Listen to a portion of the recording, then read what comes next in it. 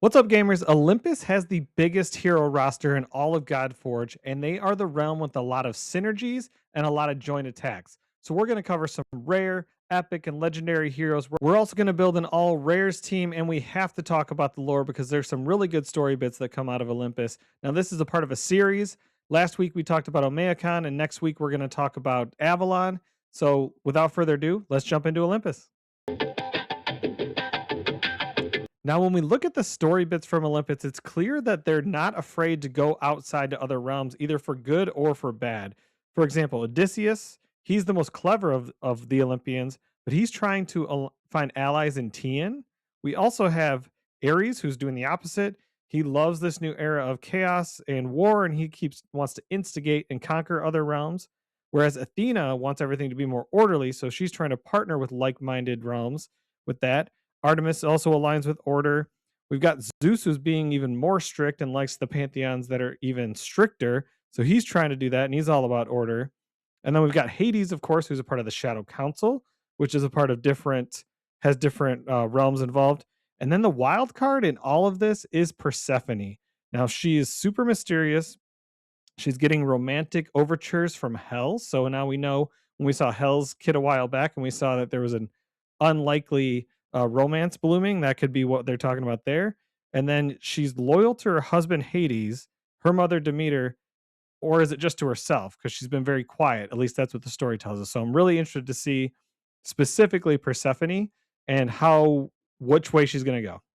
Now, like I said before, Olympus is packed with heroes. They have 27 total heroes. They've got 8 legendaries, which is tied for the most in all the realms in Godforge. And they, again, like I said, they're all about joining attacks and they're all about hero synergies. So there's a lot of synergies that go on throughout the whole thing. Of course, we know Apollo and Artemis were covered a lot during the mini games, so we know that there's a connection there. But we're going to jump into our first rare, who has some synergy with another rare.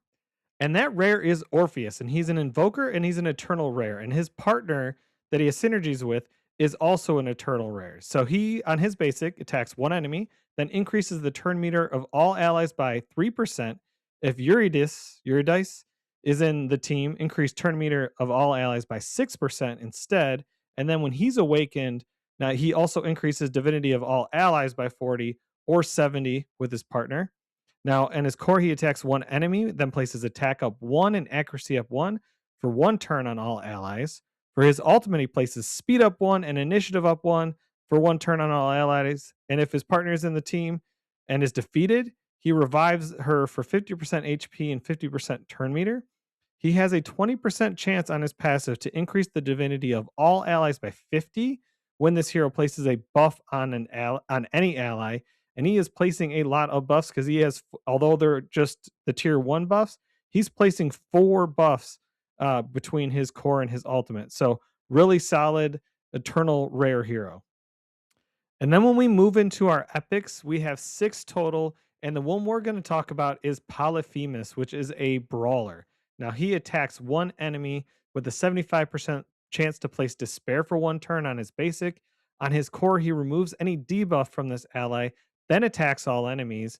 If the enemy is under a disable, place barrier for 3% of his defense on this hero, then also inflicts 25% increased damage to disruptors. So he's a disruptor killer. So if you have an enemy team with a lot of disruptors, he's the guy to bring. For his ultimate, he attacks one enemy with a 50% chance to place speed down 2 for 2 turns.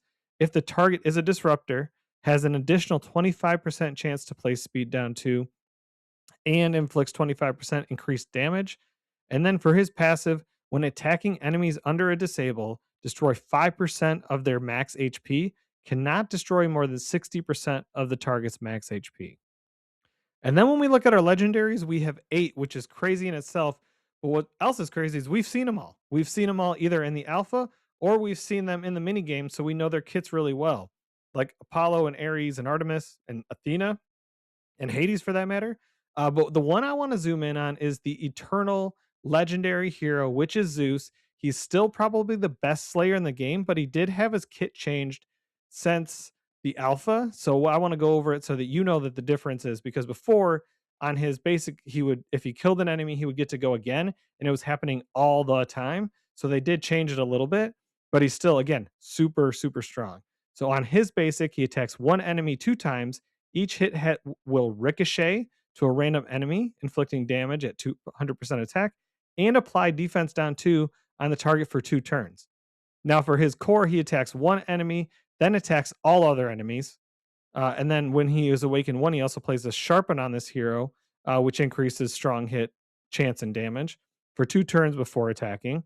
On his ultimate, he places attack up 2 on this hero for 2 turns, then attacks one enemy. All allies will team up and join the attack. If the target enemy is defeated, increases this hero's attack and crit damage by 10%, stacking up to 5 times. The stat gains carry over waves. And sorry, I stumbled over my words because that is crazy, because a lot of the things we see that accumulate stats, they end at the wave and they start at the new one. So he can build that up over and over and over with all the waves. And by the time you hit the boss, he's doing crazy, even more crazier damage. And then for this passive, when this hero defeats an enemy, the next attack of each ally will inflict 30% increased damage. So he's just doing damage everywhere. He's helping his team do damage. He's bringing an ally attack. I still think he's the best Slayer in the game, even with the change. So when we look at the rares to see what kind of synergies they have, we only have 5 rares that have kits right now. So luckily they're balanced because they have one of each archetype, which is nice. When we put them into ravenpirates.com, we can kind of see all of them there. And really, the synergy, the unique synergy about the Olympus team all starts and ends with Hippolyta, because she's the one that can do joint attack for all Olympus heroes on her ultimate after she's awakened. And then she can also place speed up on all allies that are Olympus.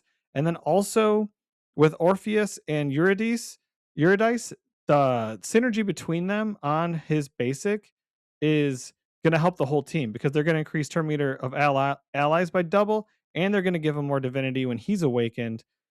So there's really good balance there. And that's really where the synergies start and end with the Olympus group. So you can definitely get by with this group. And there's definitely some unique things, especially the joint attack. But there's nothing too crazy overpowered with this team of rares.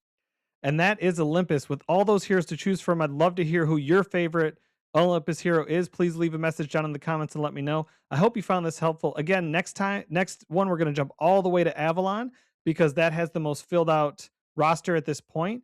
I'm Brad with BradBodGaming, and until next time, I will talk to you later.